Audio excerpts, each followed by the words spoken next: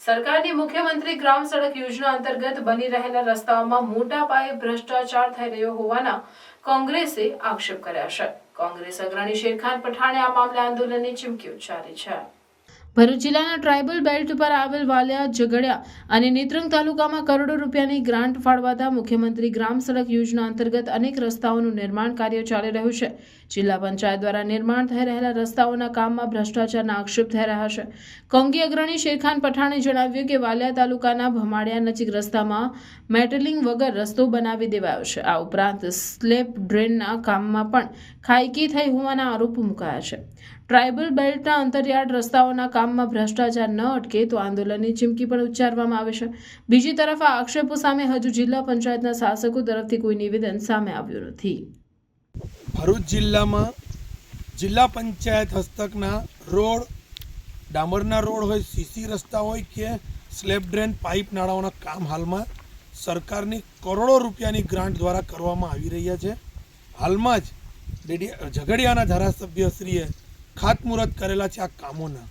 ત્યારે મારી મીડિયાના માધ્યમથી આજે અમે લોકો નેત્રંગ તાલુકાના જે કામો ચાલી રહેલા છે, હજુ કેટલાક કામો શરૂ કર્યા નથી ને કેટલાક પૂર્ણ થઈ ગયા છે, પણ તમને મારે નાયબ કાર્યપાલક ઇજનેર અને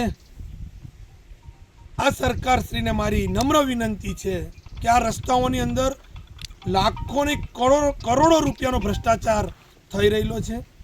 આની અંદર અગાઉ પણ વાલિયા તાલુકાની અંદર કોઈ એવા કામો છે, અમારી પાસે એના વિડીયો, એની ડિટેલ પણ છે, તેની અંદર આ કચેરી દ્વારા બિલ લખી દેવામાં આવેલા છે, એની અંદર કામ પણ અધૂરા કરેલા છે, નીચે મેટલિંગ કરવાનું હોય છે, કરવામાં નથી આવેલો અને એનું પેમેન્ટ ચૂકવવામાં આવેલું છે।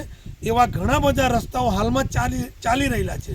હમણાં અમે લોકો ધોલેખામથી ઢેબાર ને ઢેબારથી કાકરપાડાનો જે રસ્તો છે એની ઉપર અમે લોકો આવ્યા છે ને આખા નેત્રંગ તાલુકાના તમામ રસ્તાઓના કામ ચાલી રહેલા છે, પણ 100% તમામ રસ્તાઓની ઉપર 100% ભ્રષ્ટાચાર થઈ રહેલો છે। કામોમાં ખૂબ મોટા પ્રમાણે ગેરરીતિ થઈ રહેલી છે।